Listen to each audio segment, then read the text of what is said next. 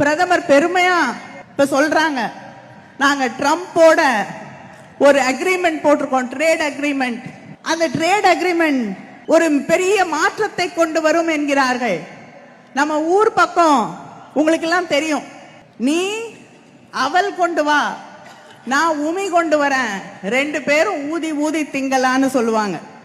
ஆனா இந்த trade agreement எப்படி இருக்குன்னா, இந்த ஒப்பந்தம் எப்படி இருக்குன்னா, நீ உமி கொண்டு வா, நான் அவல் கொண்டு வரேன், ஊதி ஊதி திங்கலாம்.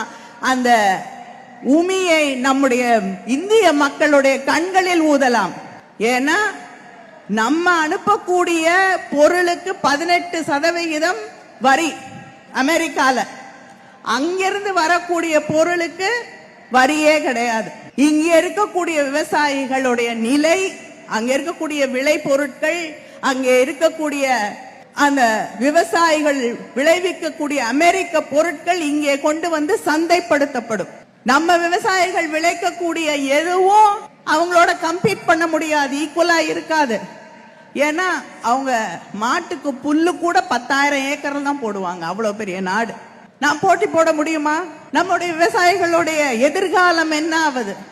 ஆனா இது எதுக்கும் பதில் சொல்ல மாட்டார் மோடி. பதில் சொல்லுவாருன்னு நினைச்சோம். குடியரசுத் தலைவர் உரை, வழக்கமா பிரதமர் வந்து பதில் சொல்ல வேண்டும். ஆனா இந்த பிரதமர் வரல.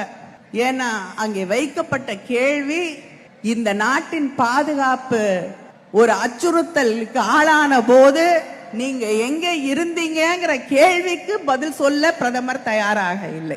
நாடாளுமன்றம் ஒத்திவைக்கப்படுகிறது. அந்த கேள்விக்கு பதில் சொல்ல முடியாமல் பிரதமர் எல்லாரையும் நீக்கிட்டாவது வந்து பதில் சொல்லுவாருன்னு எதிர்பார்த்தோம், வரல. அங்கே அவை தலைவர் சொல்லுகிறார், பிரதமர் வரமாட்டார், பதில் சொல்ல மாட்டார். அதாவது நாடாளுமன்ற சரித்திரத்திலேயே முதல் முறையாக பிரதமர் குடியரசு தலைவருடைய உரைக்கு பதில் சொல்லாமல் நிறைவேற்றப்பட்டது முதல் முறையாக இந்த பிஜேபி ஆட்சியிலே தான், நரேந்திர மோடி அவர்களுடைய ஆட்சியில தான். அதுக்கு அவங்க சொன்ன பதில் விஸ்வகுரு, சாதாரண பிரதமர் இல்லை.